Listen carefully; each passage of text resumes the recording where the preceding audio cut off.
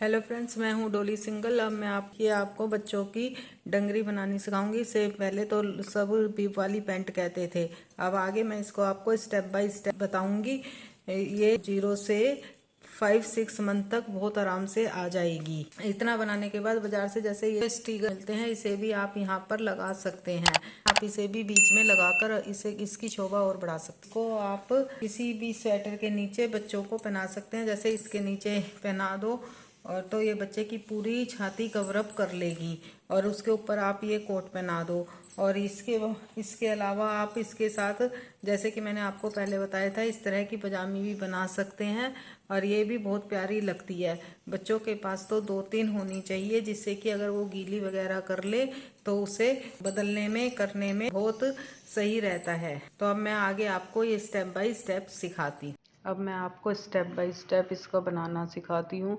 ये मैंने शुरू में 20 फंदे डाले और एक उल्टा और एक सीधा का 15 लाइन कर कर बॉर्डर बना लिया। अब ये इतना चौड़ा बॉर्डर होने के बाद अब इसमें आगे हम पहली सिलाई में अब सीधा उल्टा ही करेंगे, पर फर्स्ट सिलाई में हम 3 फंदे बढ़ा लेंगे। 1 2 3 4 फंदे बढ़ाना, देखो कैसे बढ़ा रहे हैं, बीच बीच में फंदे बढ़ाएंगे। पर एक इधर से बुना और एक वही फंदा इस तरह कर कर पीछे से भी बुन लिया, जिससे कि हमारी जाली नहीं पड़ेगी। एक तो हम फंदा बढ़ाते हैं जाली बनाने के लिए और दूसरा बढ़ाते हैं हम इस तरह, जिससे कि जाली ना बने। मैं ये देखो एक ऐसे बनाया, फिर उसी फंदे को इस तरह कर कर यूँ बना लिया। ये फंदा हमारा एक बढ़ गया। इस तरह हमें 3 फंदे बढ़ाने हैं। 1 2 3 4 बीच बीच में कर कर हम इसी तरह 3 फंदे बढ़ा लेंगे। ये हमारे 2 फंदे बढ़ गए और ये हमारा तीसरा फंदा बढ़ गया। अब सारी उल्टी और सीधी सिलाई उल्टी सीधी करेंगे। अब हम इधर से उल्टी सिलाई करेंगे और फिर इधर से सीधी, इस तरह हम इधर से सीधी फिर उल्टी, इस तरह हम 4 सिलाई कर लेंगे, जो कि मैं आपको कर कर दिखाती हूँ। ये अब देखो मैंने 4 सिलाई निकाल रही है। अब हम इसमें फंदा बढ़ाएंगे। तो हम ऐसे फंदे हम बाजू की तरह ही बढ़ाएंगे, पर हम इसमें बढ़ाएंगे एक तरफ। इस साइड फंदा नहीं बढ़ाएंगे और इस साइड इसी तरह बढ़ाएंगे। जैसे कि अब ये मैंने आपको बढ़ाया एक फंदा और अब ये इस तरह हम पूरी सिलाई निकाल लेंगे, फिर उल्टी सिलाई फिर निकालेंगे और फिर 3-4 सिलाई निकाल कर फिर इसी तरह एक फंदा बढ़ा लेंगे। हमें एक ही साइड फंदा बढ़ाना है। अब हमारे ये 23 फंदे थे तो एक और फंदा बढ़ गया 24। इस तरह हम अपनी लंबाई पूरी होते होते 29 फंदे कर लेंगे और थोड़ी थोड़ी गैप पे हम फंदे बढ़ाते जाएंगे। बस अब ये जैसे सीधी सिलाई में हमने फंदा बढ़ा दिया। अब इस तरह उल्टी सिलाई में हम कोई फंदा नहीं बढ़ाएंगे। बस हमें ये ध्यान रखना है कि मैं आपको दिखा रही हूँ कि ये मैंने पहले तैयार करके रखी हुई है। इस तरह हमने ये क्या नाम इधर से फंदा बढ़ाया और इधर से फंदे नहीं बढ़ाए। और दूसरी सिलाई जब हम दूसरा पार्ट बनाएंगे तो हम इसका इधर से उल्टी सिलाई से फंदा बढ़ाएंगे, सीधी सिलाई से फंदा नहीं बढ़ाएंगे। जो बीच में दोनों साइड हमारे पार्ट आएंगे उसमें हमारा फंदे बढ़ते चले जाएंगे। जैसे कि बाजू में बढ़ाते हैं उसी तरह उल्टी तरफ फंदा, एक फंदा बढ़ाया और पूरी उल्टी उल्टी सिलाई निकाल ली। इसी तरह फिर सीधी सिलाई पूरी सीधी कर ली, फिर उल्टी में 2 सिलाई और सीधी उल्टी करी और फिर इसी तरह एक फंदा बढ़ा लिया। इस तरह हम टोटल अपने 29 फंदे कर लेंगे और अपनी लेंथ पूरी कर लेंगे और फिर आगे हम इसे जोड़ेंगे, जो कि मैं आपको बताती हूँ। ये देखो अब ये मैंने दोनों बना ली है। अब इसमें यहाँ से यहाँ तक ये धारी उल्टी तरफ से गिनी तो 41 धारी हैं। अब मैं इनको आपको जोड़ना बताऊंगी। जोड़ने के लिए बीच में हम म्यानी डालेंगे।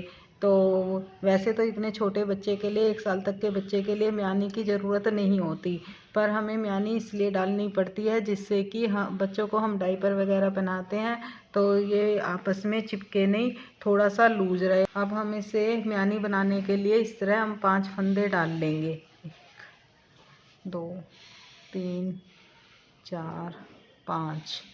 और अब इन 5 फंदों को बुनते हुए इसको पूरे सीधी सीधी सिलाई निकाल लेंगे।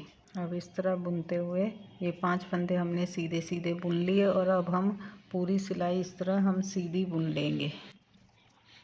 पूरी सिलाई सीधी कर लेंगे और उल्टी फिर सारी उल्टी बुन लेंगे। अब ये दोनों पार्ट मैंने इतने बना लिए हैं। इसमें हम 65 लाइनिंग पीछे से कर लेंगे और फिर उसके बाद घटाना शुरू कर देंगे। एक फंदा घटाकर हर तीसरी सिलाई में एक एक फंदा घटाएंगे। इस तरह हम 8 फंदे घटा लेंगे। 8 ये 8 फंदे हमने बेल्ट के, जो कि हमारी ऊपर जाकर बेल्ट बनेगी, तो ये बेल्ट के लिए इधर से भी 8 फंदे और इधर से भी हम 8 फंदे रख लेंगे।